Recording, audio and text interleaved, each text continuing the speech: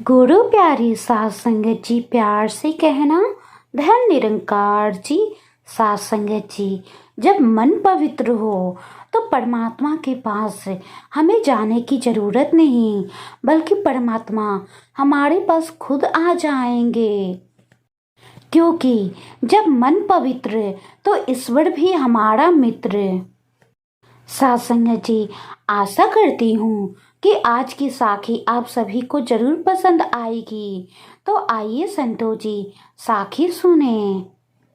साध संगत जी, एक परिवार में पति पत्नी और बहू बेटा यानी कि 4 प्राणी रहते थे। समय आराम से बीत रहा था। चंद वर्षों बाद सास ने गंगा स्नान करने का मन बनाया, वो भी अकेले अपने पति के साथ। बहू बेटे को भी साथ ले जाने का मन नहीं बनाया।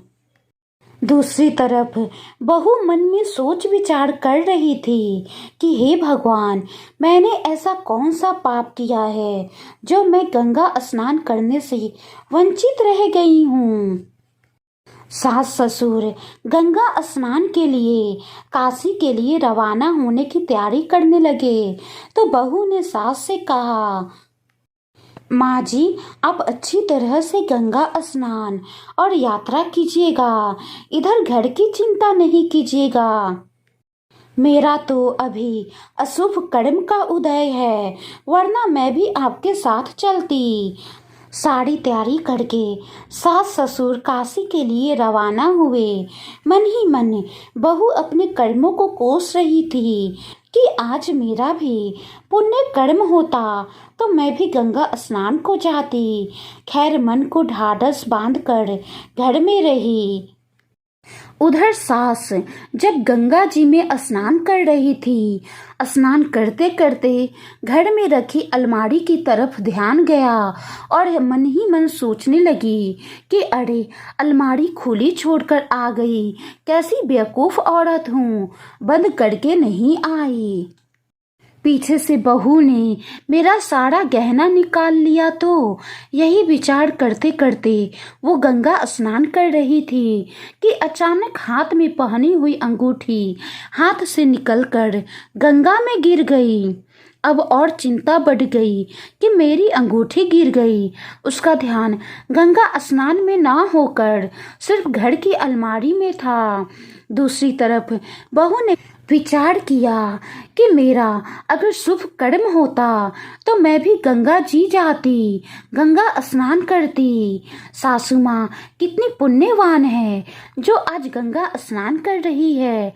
ये विचार करते करते एक कठौती लेकर आई और उसको पानी से भर दिया और सोचने लगी, सासू माँ वहाँ गंगा स्नान कर रही हैं और मैं यहाँ कठौती में ही गंगा स्नान कर लूँ। ये विचार करके जो ही कठौती में बैठी तो उसके हाथ में सासू माँ के हाथ की अंगूठी आ गई और विचार करने लगी, ये अंगूठी यहाँ कैसे आई, ये तो सासू माँ पहन कर गई थी। इतना सब करने के बाद उसने उस अंगूठी को अपनी अलमारी में सुरक्षित रख दी और कहा कि सासू माँ को आने पर उनको ये अंगूठी दे दूंगी। उधर सारी यात्रा और गंगा स्नान करके सास जब घर लौटी तब बहू ने उनकी कुशल यात्रा और गंगा स्नान के बारे में पूछा। तब सास ने कहा कि बहू, सारी यात्रा और गंगा स्नान तो बहुत अच्छे से हुई, पर मन नहीं लगा।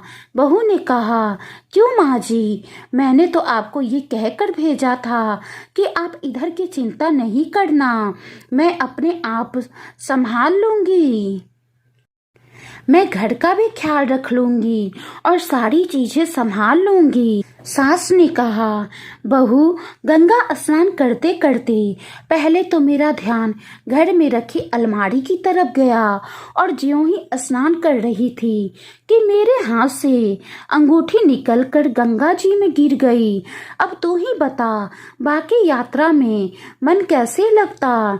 इतनी बात बता ही रही थी कि बहू उठकर अपनी अलमारी में से वो अंगूठी निकाल सास के हाथ में रखकर कही, लगी। माँ, इस अंगूठी की बात कर रही हैं क्या? सास ने कहा, हाँ, ये तेरे पास कहाँ से आई? इसको तो मैं पहन कर गई थी और मेरी उंगली से निकलकर गंगा जी में गिर गई थी।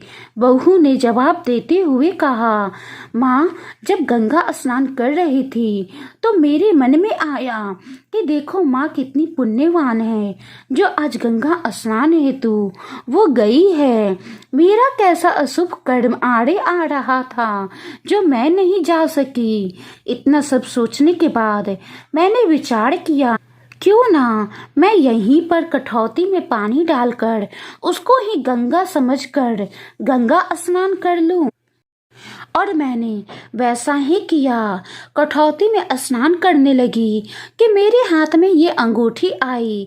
मैंने देखा ये तो आपकी है और ये यहाँ कैसे आई? इसको तो आप पहन कर गई थी। फिर भी मैं आगे ज़्यादा ना सोचते हुए इसे सुरक्षित मेरी अलमारी में रख दी। सास ने बहू से कहा, बहू, मैं बताती हूँ कि ये तुम्हारी कठौती में कैसे आई। बहू ने कहा, माँ जी कैसे? सास ने कहा, बहू देखो, मन चंगा तो कठौती में गंगा, मन पवित्र तो ईश्वर भी हमारा मित्र। मेरा मन वहाँ पर चंगा नहीं था, मेरा मन वहाँ पर लगा ही नहीं, वहाँ पर मेरा मन पवित्र नहीं था। मैं वहाँ गई जरूर थी, लेकिन मेरा पूरा ध्यान घर की अलमारी में अटका हुआ था और मन ही मन विचार कर रही थी कि अलमारी खुली छोड़कर आई हूँ, कहीं बहू ने अलमारी से मेरे सारे गहने निकाल लिए तो तू ही बता, ऐसे बुरे विचार मन में आए तो मन कहाँ से लगने वाला। जब बुरे विचार मन में आ गए तो मन तो अपवित्र हो गया और अंगूठी जो मेरे हाथ से निकलकर गिरी वो तेरे शुद्ध भाव होने के कारण तेरी कठौती में निकली।